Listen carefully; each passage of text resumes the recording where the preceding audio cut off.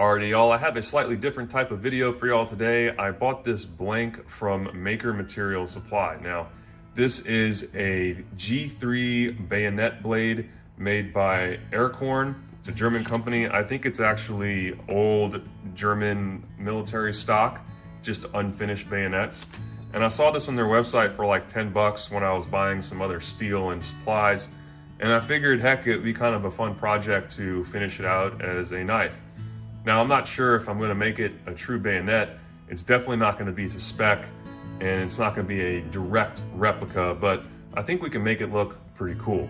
All right, so let's zoom in here and see what we have. The plunges actually don't look that bad on this one. It's obviously a factory piece, so they're not going to be extremely symmetrical like they would be on a custom handmade knife. You can really see that in the clip. These plunges are definitely off, or the grinds up here are definitely off. It's interesting that these come with a blunted tip, and I guess that's for manufacturing safety or potentially shipping safety. I'm not sure, but we're gonna grind that tip into a real tip. I don't plan on doing much grinding on this piece just because I feel like that's not the spirit of this project.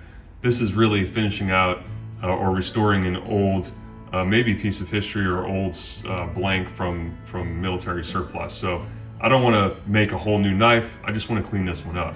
So I'm going to do a significant amount of cleaning on the flats here. The shoulders are definitely not square. You can even see it here. The shoulders are way off, so I'm going to fix that for sure so I get a good guard fit. And then the tang is pretty blocky. I'm not exactly sure what kind of construction I'm going to go with here. I'm just going to wing it. I may thread the tang, I may not. So let's get started.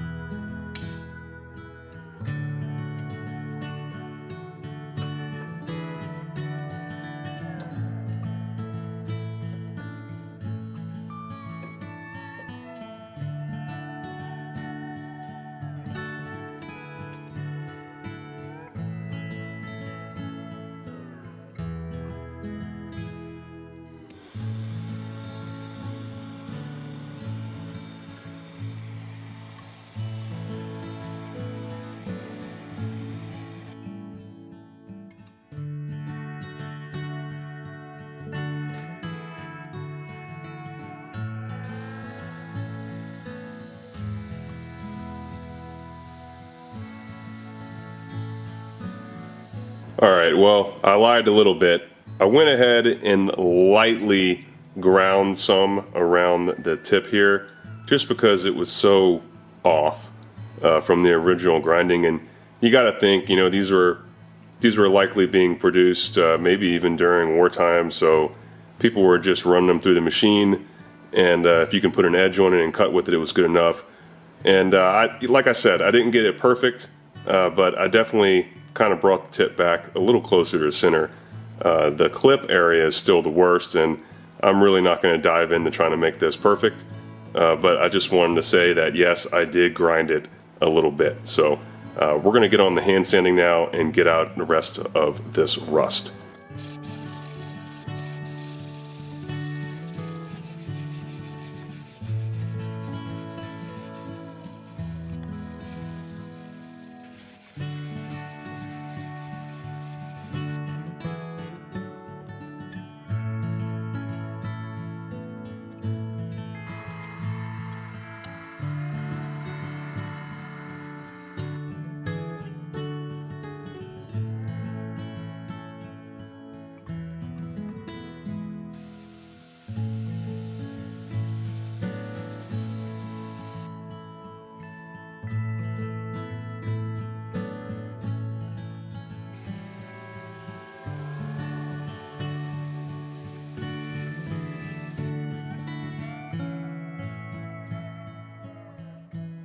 Alrighty, so I got out my micrometer, calipers, and a calculator so I can figure out how big of a slot I want to mill in my guard.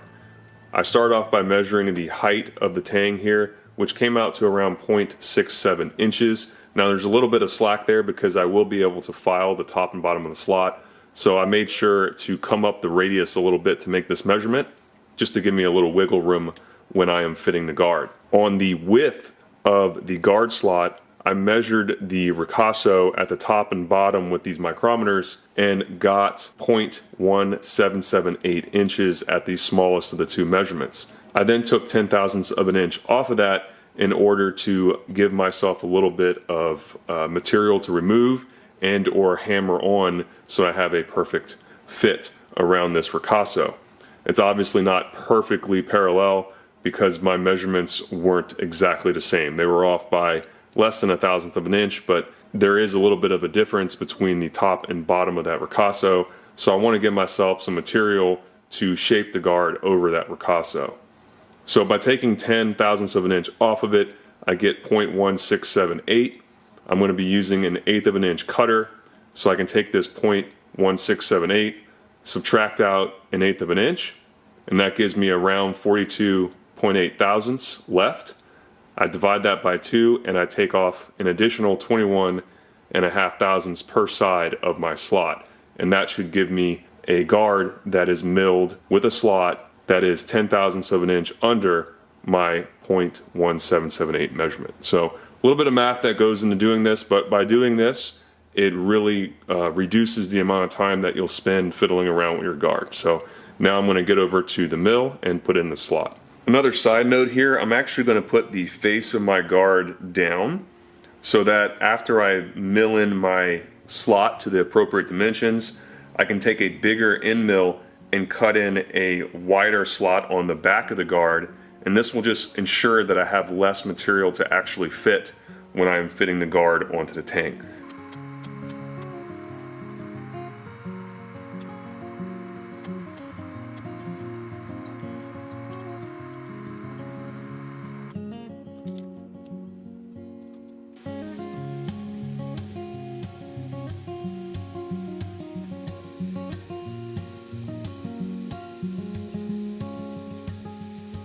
Alright, so as y'all saw, I got the slot, 1/8 of an inch slot all the way through the guard, and I just started the process of widening this slot to my target dimension.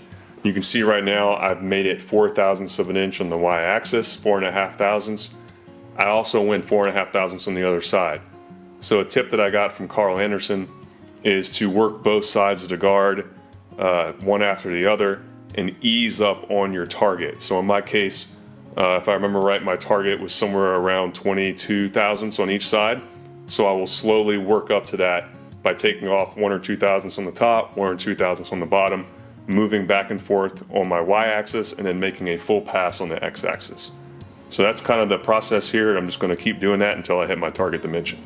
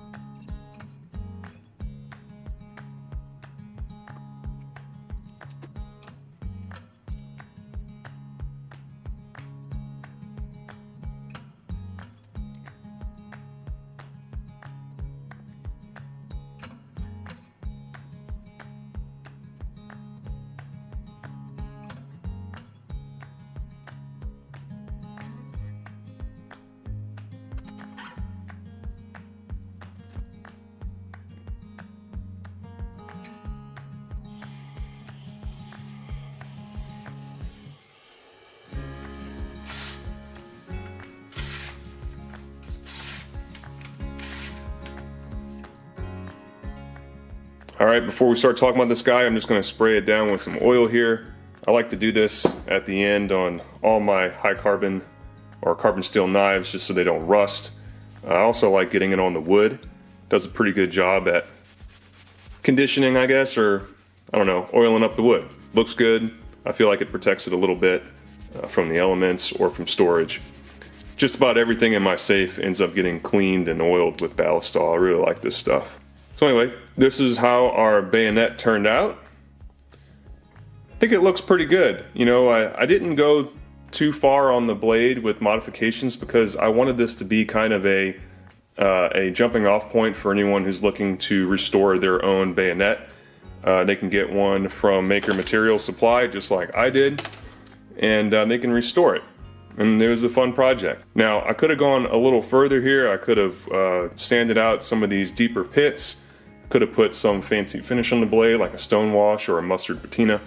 But I'm just going to leave it the way it was. It looks like a little bit more authentic, I guess, and like it was actually used or something. One other thing I'll mention is that on the edge, the secondary bevel, you can see that the tip area was significantly thicker from the manufacturer, and that makes sense because if you're going to be stabbing with this, you'd want the tip to be as robust as possible because you can put a lot of force behind it, especially if this is mounted. So when sharpening the bayonet, which some people say you don't need to sharpen, but I decided to sharpen this one. When sharpening it, you can see the secondary bevel got really tall there. So it's not the same height all the way down the blade. That may bother some people aesthetically, but I did want to have an edge on this bayonet. Now, also on the plunge area, you can see when using a Tormek style sharpener, it can be hard to get the plunge area right, especially if your plunge is sweeping like this. And that's why I like having a sharpening choil in the knife or a Spanish notch.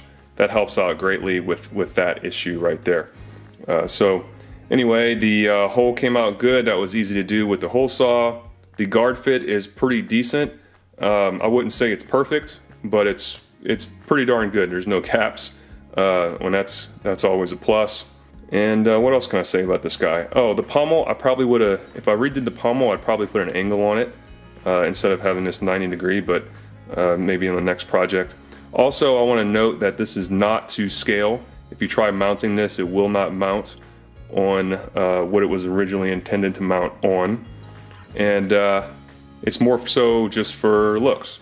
So I didn't have the dimensions of a real G3 bayonet, so if anyone does have those, make sure to let me know in the comment section, and I'll try to put that in the top comment.